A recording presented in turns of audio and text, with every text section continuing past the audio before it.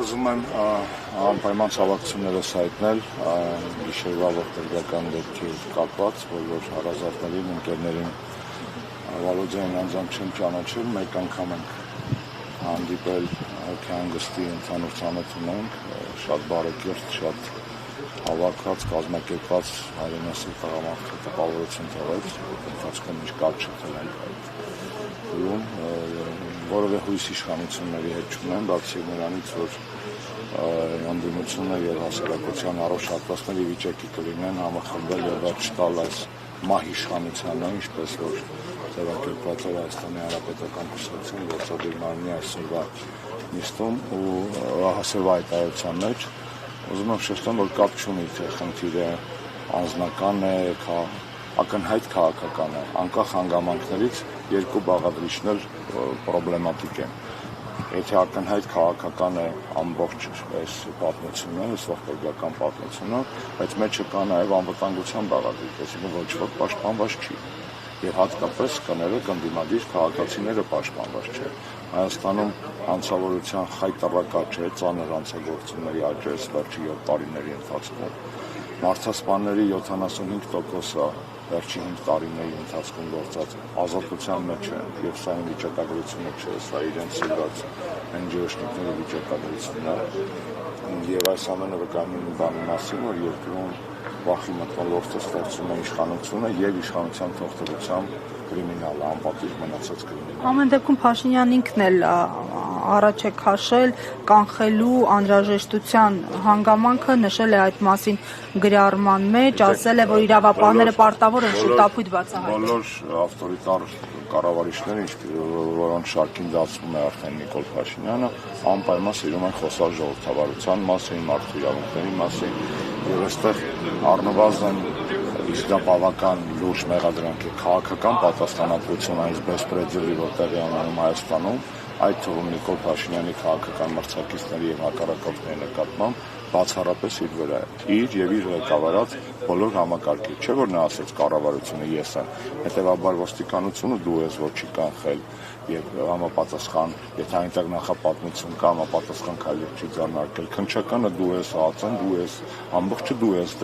եթե դու ես, այդ դեպքում դու ամեն ինչի համար անձամբ պատասխանատու ես։ Նիկոլը չհասկացավ այդ պահին երևի թե որ ասեց կառավարությանը ես եմ, թե ինչ հազարապատիկ ավելի մեծ բեռի տակ է մտնում, այդ ամեն ինչի պատասխանատուն դու ես, մարդասպանությունից սկսած մինչև տրաքած կանալիզացիայի տրոբա պատասխանատուն դու ես Նիկոլ, որովհետև դու այդպես ես ասել եւ դու այդպեսի դրվածք ես դրել։ Պարոն Աշոտյան, ժողովրդավարությունից խոսեցիք, նայեք հենց նախորդին էր Փաշինյանը արձագանքեց, որ երկրում ժողովրդավարությունն այսպես ասած ծաղկում է եւ ասաց, որ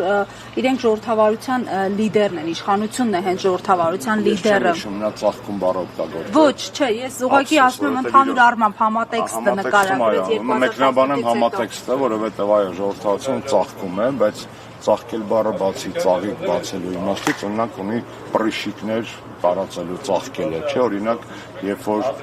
ջրծաղիկ է լինում, ասում են ծաղկել է։ Հայկական ժողովրդավարությունը այդ իմաստով այո ծաղկում է, պրիշիկոտ եւ թարախաբշտերով, բլթիկներով, տարաբնույթ բորբոքումներով ծաղկած գարշահոտ ժողովրդավարություն է, որի անունը վաղուց ժողովրդավարություն չէ։ Հայաստանը, ես երեկ էլ ասացի, հիմա էլ կրկնեմ, աշխարհում դարձել է երրորդ ամենահակահայկական երկիրը։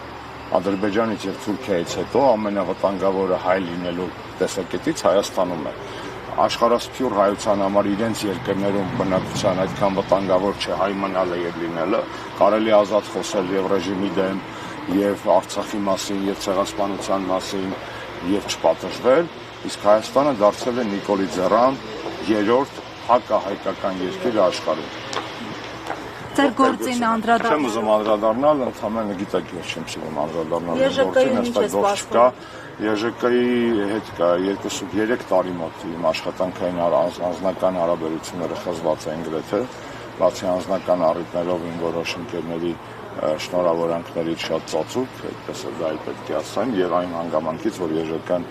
ինձ ճանաչել է 2 անգամ քաղաքական բանտարկյալ համապատասխան բանաձևերով, Հանրապետական կուսակցության մյուս ընկերներս Մամիջանյան, Հայկը մնացածը պատվով պահել են այդ արտաքին քաղաքական գործունեության ճակատը եւ ես ուրախ եմ, որ ունեմ հնարավորություն թարմ ուժերով, եռանդով, փորձով, աշխատանքով վերանմիանալ այդ ճակատի առաջ մղման հարցերին, իսկ այնտեղ օրինակները դատարանում բերեցի Հայաստանի ներքին քաղաքականությունը, այլևս գրեթե 75-80%-ով արտաքին քաղաքականության շարունակությունն է։ Եվ սա նույնպես այլասեռում է, որովհետև նորմալ երկրներում արտաքին քաղաքականությունն է ներքինի շարունակությունը։ Նորմալ երկրներում։ Այդ նման աննորմալ դարձած երկրում ներքին քաղաքականությունը դարձել է արտաքինի շարունակությունը, լինի թուրք-ադրբեջանական ուղղությունը, լինի գերտերությունների հետ աշխատանքը, լինի եվրոպական ուղղությունը կապ չունի։ Եվ այստեղ կա մեծ աշխատանքի ճակատ, սպասելիքներ աշխատանքից կարող եք ունենալ, այն իմաստով, որ վստահաբար ճշգրիտ եւ արդար եւ հիմնավորված շարունակելու ենք ներկայացնել Հայաստանում տիրող իրավիճակը եւ Հայաստանի իրական շահերը։ Մի մոռացեք հետևել մեզ Facebook-ում, ինչպես նաև բաժանորդագրվել մեր YouTube-յան ալիքին։